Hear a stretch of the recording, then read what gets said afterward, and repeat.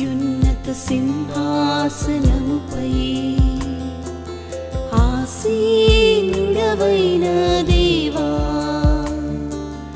అత్యంత ప్రేమా స్వరూపివి నీవే, ఆరాధింతును నిన్నే. అత్యున్నత సింహాసనముపై ఆసీనుడవైన దేవా, అత్యంత ప్రేమా స్వరూపివి నీవే, ఆరాధింతును నిన్నే. తన రాజకీయ జీవితానికి స్వస్తి పలికి దాదాపు 300 మందిని క్షమాపణ కోరి క్రీస్తు ప్రభువులో ఉండే నూతన జీవితం ఆరంభించారు.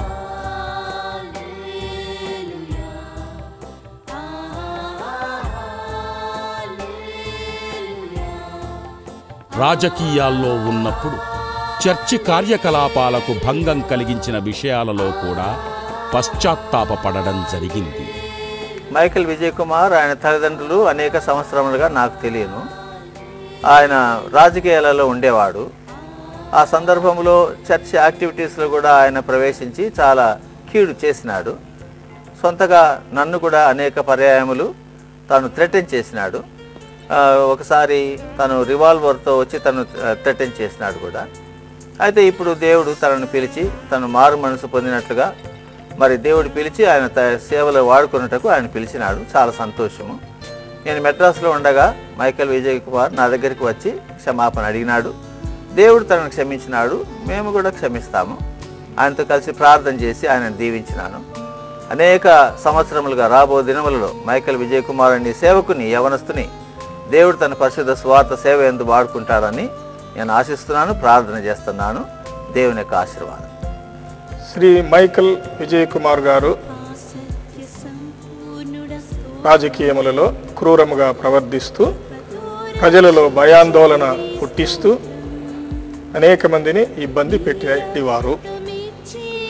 ఆయన ఈ రాజకీయములలో క్రూరముగా ప్రవర్తించినటువంటి ఆ సందర్భంలో నా ఇంటి మీదికి వచ్చి జీపుతో తన మనుషులతో ఇంటి మీదికి దాడి చేసి నన్ను కత్తితో పొడిచి మరియు తీవ్రముగా గాయపరిచింది. ఈ సంఘటన 1983వ సంవత్సరం జరిగినది. 1993వ సంవత్సరం ఆయన నా కుటుంబాన్ని దర్శించి క్షమాపణ తెలిపి వారు క్షమించమని కోరిరి. అందరం కలిసి ప్రార్థన చేసి దేవుడు క్షమించినట్లు ప్రభువును వేడుకొంటిమి. ఈ విధముగా ఆయనలో మార్పు కలిగించడం అనేటటువంటిది దేవుడు చేసినటువంటి గొప్ప అద్భుతముగా నేను భావిస్తున్నాను. ఇప్పుడు దేవుని సేవకుడుగా ఆయన దేవుని సేవ, దేవుని మహిమార్థం గొప్పగా జరిగిస్తున్నారు. ఆయనను, ఆయన సేవను ప్రభు గొప్పగా ఆశీర్వదించుగాక. మద్రాసులోని లేమెన్స్ ఎవాంజలికల్ ఫెలోషిప్ దైవజనుల ద్వారా నడిపించబడి బాప్తిస్మం పొందారు.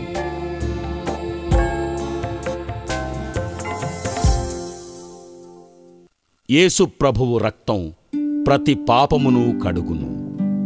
పాపులను రక్షించుటకు యేసు ప్రభువు లోకానికి వచ్చాడు. ఒక జన్మ పాపము, కర్మ పాపము లేని వ్యక్తి పరిశుద్ధ రక్తం చిందిస్తే కాని మానవుని పాపమునకు క్షమాపణ లేనందున దేవుడు తన ఏకైక కుమారుని ఈ లోకానికి పంపించాడు. యేసు ప్రభువు జన్మపాపము, కర్మపాపము లేకుండా జీవించి శిలువపై పరిశుద్ధ రక్తమును చిందించారు. సర్వలోకానికి పాప పరిహారార్థం రక్తప్రోక్షణ శిలువలో జరిగింది.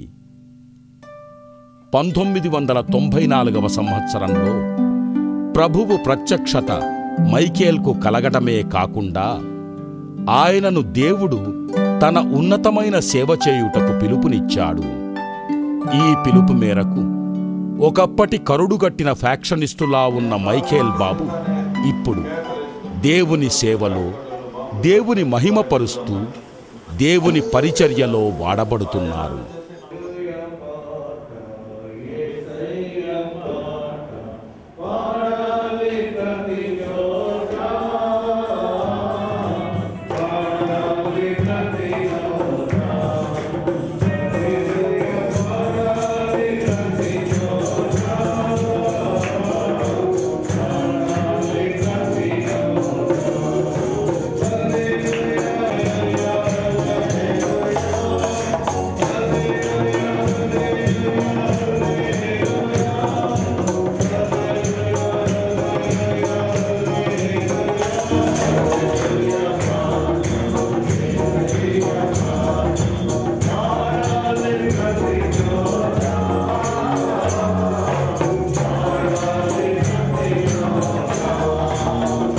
ఈ గొప్ప మార్పును గూర్చి అనేక ప్రదేశాల్లో ప్రభువుకు సాక్షిగా జీవిస్తున్నారు.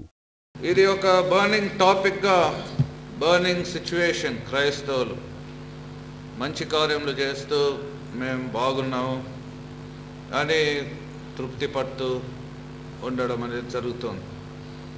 So clearly we have to examine our self whether మనం పరిశుద్ధత కలిగి జీవిస్తున్నామా, మన చూపులు పరిశుద్ధంగా ఉన్నాయా, మన మాటలు పరిశుద్ధంగా ఉన్నాయా, మన అంతరంగం పరిశుద్ధంగా ఉందా, మనం చేసే క్రియలు పరిశుద్ధంగా ఉన్నాయా, పరిశుద్ధ చేతులు ఎత్తు ఉన్నామా. ఈ విషయం మనల్ని మనం పరిశీలించుకుంటే we can clearly understand whether we are holy people or not. పరిశుద్ధతలో ఉండే ఆశీర్వాదాలు, అనేక ఆశీర్వాదాలు ఉన్నాయి. ప్రభుత్వం వారు కూడా ఈ మార్పును గుర్తించారు. ఆయనపై ఉండే కొన్ని కోర్టు కేసులను రద్దు చేశారు. ఈ మార్పును బట్టి అనేక సంవత్సరాలు భయాందోళనతో అశాంతి జీవితం జీవించిన తన కుటుంబ సభ్యులకు గొప్ప నెమ్మది కలిగింది. అప్పుడు నా భర్త కూడా తన యొక్క పాపాలన్నీ కూడా ఒప్పుకొని మరి ఆశ్చర్యతలో ఒక్క రోజులోనే తను ఆ తాగుడు, ఆ సిగరెట్స్ తాగటం కానీ, మరి ఆ యొక్క నిద్ర రాదని కాంపోజ్ టాబ్లెట్స్ వేసుకునేటోడు అది కానీ, సమస్తమైన చెడు అలవాట్లన్నీ కూడా ఒక్క దినంలోనే దేవుడు ఆయనలో నుంచి అవి తీసేసి ఆశ్చర్యంగా ఆయన యొక్క హస్తంతో ముట్టి ఆయనకు కూడా రక్షణ అనుగ్రహించాడు. ఆనాడు బాంబులు తుపాకులు పట్టుకున్న ఆ యొక్క చేతులు, నా భర్త యొక్క చేతులు ఈనాడు పరిశుద్ధ గ్రంథాన్ని పట్టుకొని దేవుడి యొక్క వాక్యాన్ని ప్రకటిస్తూ తిరుగుతున్నాడంటే నిజంగా అది ఎంత అద్భుతమైన కార్యం అంటే నా భర్తలో దేవుడు చేసిన కార్యము. నిజంగా ఆనాడు ఎర్ర సముద్రాన్ని చీల్చాడు దేవుడు అంటే అది నమ్మలేని విధంగా ఉండేది. ఆ విధంగానే భయంకరమైన క్రూరుడైన నా భర్త కూనీలు చేస్తూ మరి భయంకరంగా కత్తులు, బాంబులు, తుపాకులు పట్టుకొని తిరిగే నా భర్త ఈనాడు దేవుని యొక్క పరిశుద్ధ గ్రంథాన్ని పట్టుకొని దేవుడి కొరకు జీవిస్తున్నాడంటే నిజంగా ఎర్ర సముద్రాన్ని చీల్చడం ఎంత ఆశ్చర్యమో, నా భర్తల్లో మార్పు జరగడం కూడా అంత ఆశ్చర్యంగా నాకు అనిపిస్తుంది. నా పిల్లలు కూడా మరి మెడ్రాస్లో చదువుతున్నప్పుడు వాళ్ళ ఇంటికి సెలవులకి రావాలంటే ఎంతో బాధపడేటోళ్ళు. అయితే నా భర్త రక్షింపబడినాక మేము అక్కడ చదవం డాడీ, మేము కడపకు వచ్చి చదువుతామని వాళ్ళు అక్కడ మానేసి కడపకు వచ్చి చేరడము, ఒక కుటుంబం ఎంతో సంతోషంగా గడపడం అనేది జరిగింది. డాడీ హాస్టల్కి వస్తున్నాడని మాకు తెలిస్తేనే ఎంతో సిగ్గేసేది. ఎందుకంటే మా ఫ్రెండ్స్ ఎదురుగా మా డాడీ తాగి బాగా తూలుకుంటూ వస్తాడు. మేము ఇంటికి ఎన్నిసార్లు తాగొద్దు డాడీ, మేము చచ్చిపోతాము అని రాసినా కూడా మా డాడీ లెక్క పెట్టకుండా తాగేవాడు. కానీ ఇప్పుడు మా డాడీ మారినాక నేను ఇంటికి వచ్చి చదువుతానని ఇంకా ఇంటికే వచ్చేసింది. ఇంత సడన్గా మాట్లాడని అసలు నేను ఎక్స్పెక్టే చేయలేదు. నిజంగా దేవుడు చాలా కృపామయుడు. అసలు ఇప్పుడు నిజంగా ఎంతోమంది డాడీ సాక్ష్యం విని ఎంతోమంది మారుతున్నారు. అసలు చాలామంది అసలు పాలిటిక్స్లో ఉన్నాక ఎంతో భయంకరుడు అసలు డాడీ. అయితే ఇప్పుడు ఎంతో దీనంగా అయిపోయినాడు. దేవుడు ఆత్మ డాడీలో నిజంగా కనిపిస్తుంది. చాలా మంచోడు అయిపోయినాడు. ఇప్పుడు నిజంగా ఇప్పుడు ఇంట్లో ఎంతో సమాధానం ఉంది. స్కూల్కి పోయేటప్పుడు కూడా మేము మెయిన్ రోడ్లో పోయేవాళ్ళమే కాదు, సిగ్గు. ఎందుకంటే మా డాడీ తాయినాడు కాబట్టి అందరూ తాగుబోతు కనుక్కుంటారు అనేసి సందులలో పోయేవాళ్ళం. మా ఫ్రెండ్స్ ఇంటికి వస్తే కూడా అక్కడిని గేట్ దగ్గర మాట్లాడించి పంపించాను. ఎందుకంటే వాళ్ళకి తెలియదుదని మా డాడీ తాతాడని. అయితే మా డాడీ మారినాక మేము అన్నీ కలిసి చేస్తాము. షటిల్ కూడా పొద్దున్న లేసి మేము ఇద్దరం ఆడతాము. టెన్నిస్కి మేము ఇద్దరం కలిసిపోతాము. బాగా మేమిద్దరం ఇప్పుడు ఫ్రెండ్స్ లానే ఉంటాము. నిజంగా దేవుని యొక్క వాక్యంలో ఉన్నట్లు మీ ప్రయాసం ప్రభువునందు వ్యర్థం కాదని దేవుడు వాక్యంలో రాయబడి ఉన్నది. ఆ వాక్యము దేవుడు మాట తప్పని దేవుడు. ఆ వాక్యము నాలో నిజంగా నేను ప్రయాసపడినప్పుడు వ్యర్థం కాలేదు. ఆ విధంగానే మరి నాలాగనే అనేక మంది స్త్రీలు ఎంతోమంది తమ భర్తలు మారకపోవటము, మరి రక్షణ లేక తాగుళ్ళలో ఉండి ఎంతో భార్యలను హింసించడం అనేది మరి ఎన్నో చోట్ల చూస్తున్నాను.